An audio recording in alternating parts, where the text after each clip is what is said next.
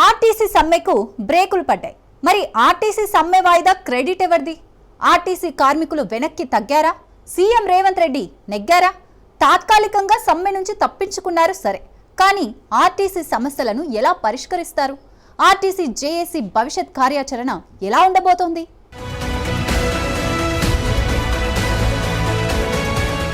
Telangana RTC కార్మికుల సమ్మె వాయిదా పడింది. ఆర్టీసీ జేఏసీతో ప్రభుత్వం జరిపిన చర్చలు సఫలమయ్యాయి. ఆర్టీసీ జేఏసీ సమ్మెకు పిలుపునిచ్చిన నేపథ్యంలో ప్రభుత్వం వారితో చర్చలు జరిపింది. చర్చలు సఫలం కావడంతో ఆర్టీసీ జేఏసీ తమ సమ్మెను వాయిదా వేసుకుంది. అయితే సమ్మెను తాత్కాలికంగా మాత్రమే వాయిదా వేస్తున్నామని ఆర్టీసీ జేఏసీ ప్రకటించింది. సమస్యలను పరిష్కరించకపోతే భవిష్యత్తులో సమ్మె చేయక తప్పదని హెచ్చరించింది. ఆర్టీసీ కార్మికులంతా సమన్వయంగా ఉండాలని, సమ్మె చేయడానికి సిద్ధంగా ఉండాలని ఆర్టీసీ జేఏసీ కోరింది.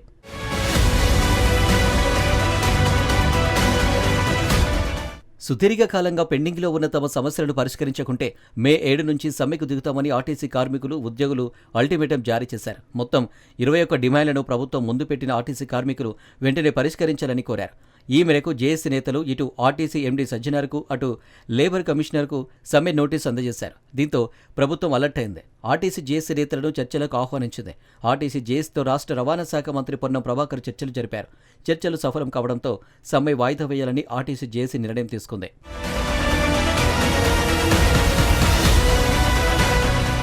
ఆర్టీసీ యూనియన్లపై ఆంక్షలను ఎత్తివేస్తామని ప్రభుత్వం హామీ ఇచ్చినట్టు జేఏసీ నేతలు తెలిపారు.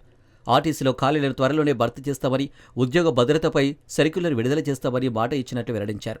విద్యుత్ బస్సులను కేంద్రం నుంచి రాయితీలో కొని ఆర్టీసీకి ఇప్పిస్తామని, కారుణ్య నియామకాలను రెగ్యులర్ ప్రాతిపదికన చేస్తామని ఆర్టీసీ కార్మికులకు ప్రభుత్వం హామీ ఇచ్చింది. ఆర్టీసీ ఉద్యోగులను ప్రభుత్వ ఉద్యోగులుగా గుర్తించడం విషయంలో కూడా సానుకూలంగా స్పందించినట్లు జేఏసీ నేతలు తెలిపారు. ప్రభుత్వం మీద నమ్మకంతో సమ్మెను తాత్కాలికంగా వాయిదా వేసుకుంటున్నట్టు వెల్లడించారు.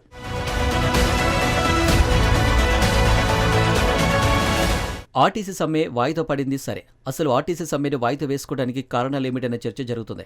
కార్మికులు వెనక్కి తగ్గారా, ప్రభుత్వ బెదిరింపులకు భయపడ్డారా అనే టాక్ నడుస్తుంది. సమ్మెకు వెళితే ఎస్మా ప్రయోగిస్తామని ఆర్టీసీ యాజమాన్యం హెచ్చరించింది. ఆ బెదిరింపులకు భయపడే ఆర్టీసీ జేఏసీ సమ్మెను వాయిదా వేసుకుందా అనే చర్చ నడుస్తుంది. సీఎం రేవంత్ రెడ్డి వార్నింగ్కు ఆర్టీసీ జేఏసీ నేతలు భయపడ్డారా అనే డిస్కషన్ కూడా జరుగుతుంది. తనను కోసినా పైసా రాదని, ఏం చేసుకుంటారో చేసుకోమని సీఎం రేవంత్ రెడ్డి కుండబద్దలు కొట్టారు. దీంతో ఇప్పుడు సమ్మెకు వెళ్లడం వల్ల ఉపయోగం లేదని ఆర్టీసీ జేఏసీ నేతలు అనుకుంటున్నారట. ఇక కేసీఆర్ హయాంలోనూ ఇలానే మొండిగా సమ్మెకు వెళ్తే ఏమైందో ఆనాటి పరిస్థితులు కూడా భయపెడుతున్నాయట. ఆనాడు సమ్మెకు దిగితే ఏకంగా గుర్తింపు సంఘాలకే చెక్ పెట్టారు కేసీఆర్. ఇప్పుడు కూడా పట్టుదలతో సమ్మెకు వెళ్తే అదే సీన్ రిపీట్ అవుద్దేమోనని భయం వెంటాడుతుందట ఆర్టీసీ జేఏసీ నేతలకు. దీంతో సమ్మెను వాయిదా వేసుకున్నట్లు ప్రచారం జరుగుతుంది.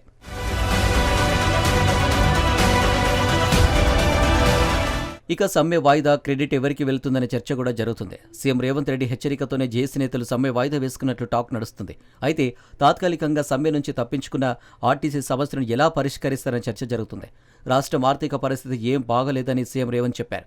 అలా అయితే కార్మికుల డిమాండ్లను నెరవేర్చడం సాధ్యం కాని విషయమే. ఇప్పుడు కాకపోయినా భవిష్యత్తులో ఆర్టీసీ జేఏసీ నేతలు సమ్మెకు పిలుపునిస్తే అప్పుడెలా మేనేజ్ చేస్తారనే ప్రశ్న తలెత్తుతుంది. ఒకవైపు ఆర్టీసీ జేఏసీ చర్చలకు వెళ్లిన సందర్భంలోనే తెలంగాణ ఉద్యోగుల సమస్యలపై కమిటీ ఏర్పాటు చేశారు. ఉద్యోగ సంఘాలతో చర్చల కోసం ఓ కమిటీని సర్కార్ చేసింది. 3 సీనియర్ ఐఏఎస్లతో కమిటీ ఏర్పాటు చేశారు. అధికారుల కమిటీలో నవీన్ మిట్టల్, లోకేష్ కుమార్, కృష్ణ భాస్కర్లు ఉన్నారు. ఉద్యోగులతో వారి సమస్యలపై చర్చించి ప్రభుత్వానికి ఈ కమిటీ నివేదిక ఇవ్వనున్నారు.